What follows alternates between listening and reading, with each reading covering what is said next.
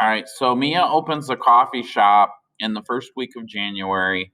The function W of X, all that other stuff, models the total number of customers visiting the shop. So this is a perfect example of what I was talking about in the last example. So it's the total number of customers visiting the shop since it opened after X days. So more and more people are expected to trickle in once they hear about the shop opening. She then opens an ice cream parlor in the month of February. And the function R of X, all that other stuff, models the total number of customers visiting the parlor since it opened after X number of days.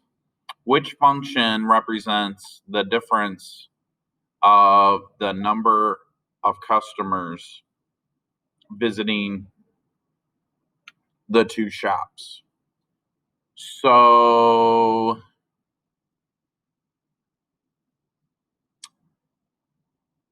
this one, it's a tough one because the difference means subtraction. So the question is, do you subtract W from R or R from W?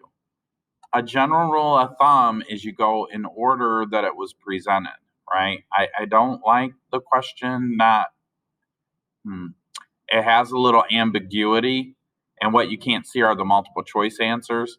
But a general rule of thumb is that whatever gets mentioned first, in other words, what I'm trying to say is we're going to go W of X minus R of X. Now, we could do this the other way around where I could say R of X minus W of X. I think for the most part, we should get the same answer, but it would be negative, right? But we're going to do W of X minus R of X. So what does that mean?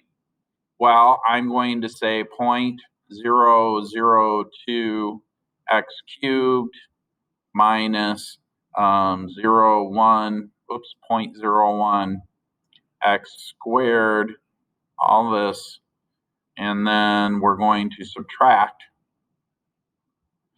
X squared minus 4X plus 13.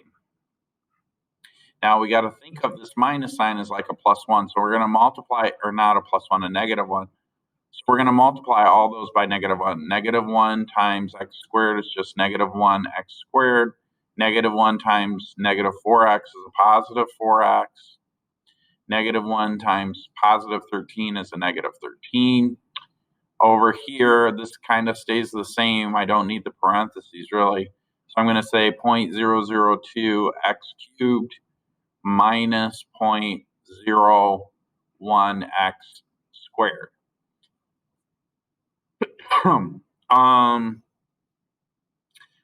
The last step is just to kind of combine like terms. So I've got an X squared and an X squared, only one X cubed, only one X to the first power, and only one constant. So I'm going to combine those. That really combines to negative 1.01 X squared. And then everything else just kind of stays the same. So I've got 0.002 X. So hard to write with this device. 0.002 X cubed plus 4X minus 13. And we're really finding the difference. So we'll just call this a new function, D of X, D standing for difference. So then the final answer, D of X is equal to this stuff, okay?